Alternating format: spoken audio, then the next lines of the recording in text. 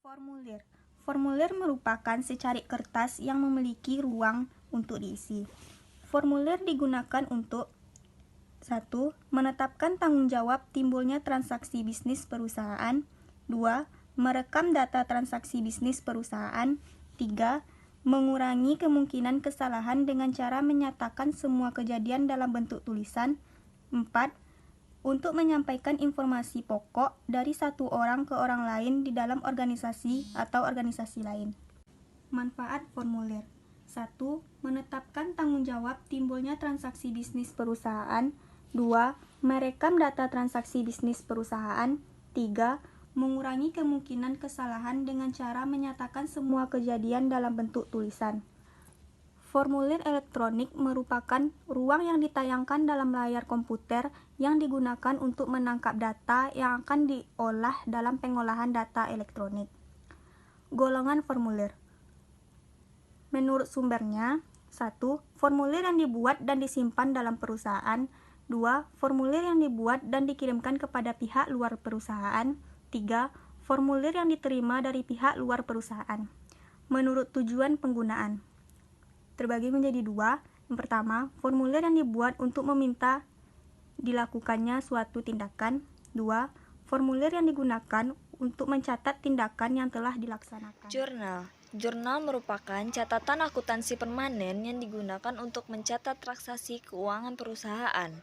Pentingnya jurnal harus dirancang sedemikian rupa sehingga tidak akan terjadi satu transaksi pun yang tidak dicatat. Jurnal umum. Jurnal umum jika jenis transaksi perusahaan masih sedikit.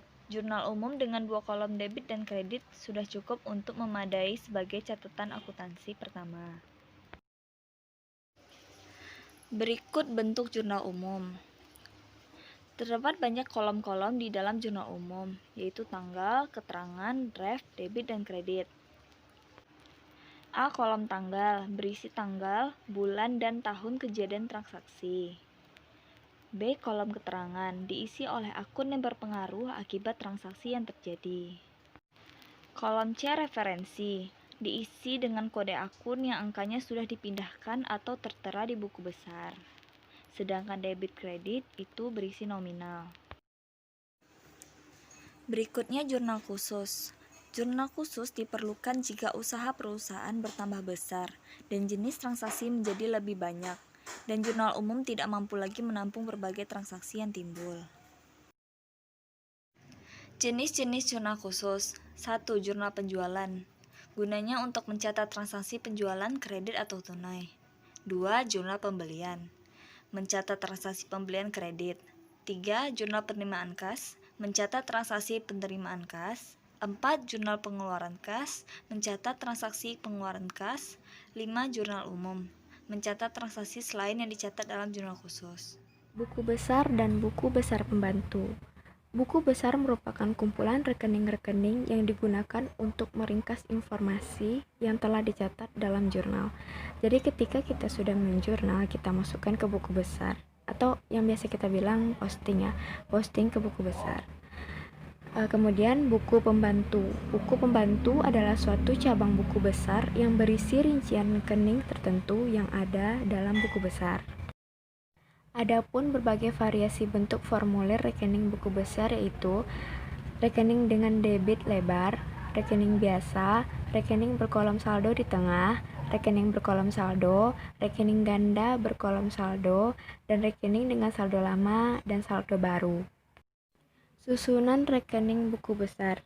Rekening-rekening yang dibentuk dalam buku besar harus disesuaikan dengan jenis dan susunan informasi yang akan disajikan dalam laporan keuangan.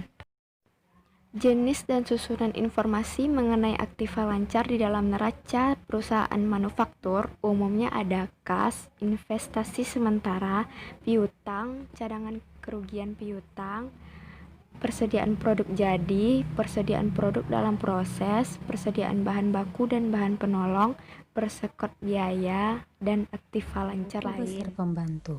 Buku besar pembantu adalah suatu kelompok rekening yang merupakan rincian rekening tertentu dalam buku besar yang dibentuk yang memudahkan dan mempercepat penyusunan laporan dan neraca percobaan. Umumnya, perusahaan manufaktur menyelenggarakan berbagai buku pembantu berikut. Yang pertama ada buku pembantu persediaan, kemudian ada buku pembantu piutang, buku pembantu utang, buku pembantu harga pokok produk, buku pembantu biaya, dan yang terakhir, buku pembantu aktiva tetap. Posting ke dalam rekening buku besar dan buku pembantu. Posting adalah proses sortasi dan pemindahan data ke dalam rekening buku besar dan buku pembantu. Posting ke dalam buku besar dan buku pembantu dapat dilakukan dengan salah satu di antara 4 metode berikut ini. Yang pertama, posting jurnal ke dalam rekening buku besar dengan tulisan tanda tangan dan posting dokumen sumber ke dalam rekening buku pembantu dengan cara yang sama. Kedua, posting dokumen sumber ke dalam rekening buku pembantu dan menghasilkan jurnal sebagai tembusan posting ke dalam rekening tersebut. Yang ketiga, posting ke dalam buku pembantu sebagai akibat dan pengisian dokumen sumber yang sekaligus menghasilkan jurnal sebagai tembusan pengisian bukti tersebut. Dan yang terakhir, pembukuan tanpa buku pembantu.